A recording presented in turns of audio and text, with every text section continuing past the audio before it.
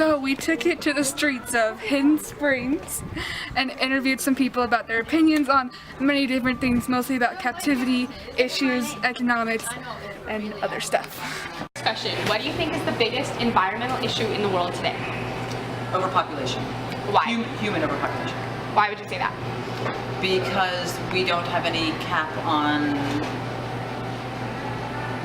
there's no thought about that, and I think that would be the way we live our lives, especially in developed countries and Western countries.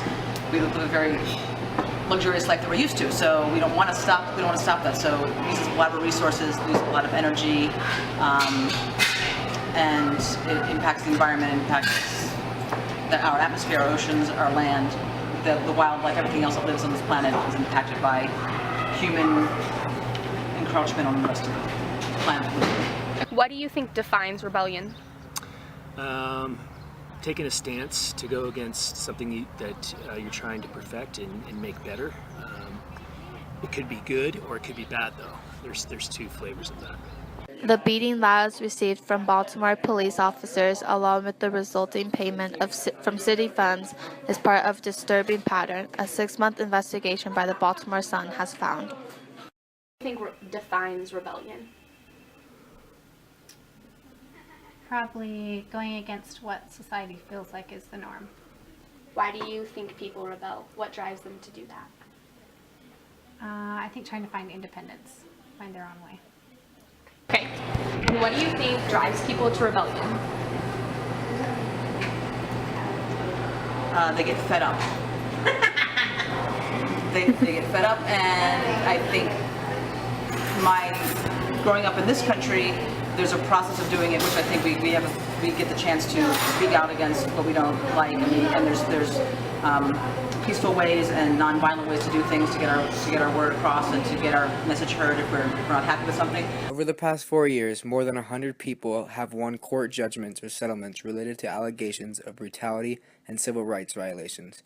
Victims include a 15-year-old boy riding a dirt bike, a 26-year-old pregnant accountant who had witnessed a beating. The city has paid about $5.7 million since 2011 over lawsuits claiming that police officers brazenly beat up alleged suspects. One hidden cost: the perception that officers are violent can poison the relationship between residents and police. How do you think age will affect somebody's attitude towards rebellion? Well, for some of the younger, younger people, I think, look up to, people that they're influenced by. Whereas when you're an adult, you're pretty much conformed and developed. In terms of being fed up, do you think that people feel like they're captives in any way, that they have these imaginary bars that are holding them back? I cannot speak for everyone, so I don't feel that way about myself. I don't feel that way in my life. I imagine some people do feel that way, whether it's imagined or real. I think it's basically the younger generation looks up to the people that influence them, and it could be grandparents, it could be parents, older siblings, and I think it's inherent based around that. When settlements are placed on the agenda at public meetings involving the mayor and other top officials, the cases are described using excerpts from police reports, with allegations of brutality routinely omitted. State laws also help to shield the details by barring city officials from discussing internal disciplinary actions against the officers, even when a court has found them at fault. City policies help to shield the scope and impact of beatings from the public, even though Mayor Stephanie Rawlings Blake acknowledges that police brutality was one of the main issues broached by residents in 9 recent forums across Baltimore. We hit up Albertsons to see what people think of rebellion and how that is affecting our environment. Okay, ready? What do you think drives people to rebel? Lack of food and water. Also, not being treated fairly. That would cause people to rebel. Do you think the laws in society keep people from saying what they want to say? and in almost every case, prosecutors or judges dismissed the charges against the victims, if the charges were filed at all. In an incident that drew headlines recently, charges against a South Baltimore man were dropped after a video showed an officer repeatedly punching him, a beating that led the police commissioner to say he was shocked at the least. Okay, so what do you think like the most biggest environment is local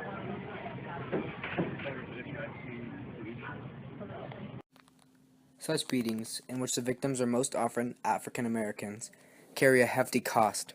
They can poison relationships between police and the community, limiting cooperation in the fight against crime, the mayor and police officials say. They also divert money in the city budget. The $5.7 million in taxpayer funds paid out since January 2011 would cover the price of a state-of-the-art rec center or renovations at more 30 playgrounds. And that doesn't count the $5.8 million spent by the city on legal affairs. So how do you define rebellion? I would define rebellion as lack of respect to conform to normality. Pretty great. You guys have a good day. Yeah, you too. Alright, so can we ask you 2 questions? Sure. So, what do people have to gain by rebelling? People that rebel are gaining a new reputation, and they can kind of do what they want without having to worry about consequences.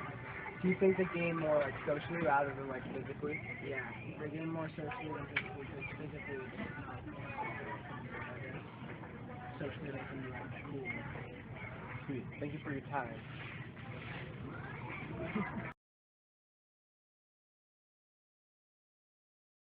The city has paid about $5.7 million since 2011 over lawsuits claiming that police officers brazenly beat up alleged suspects.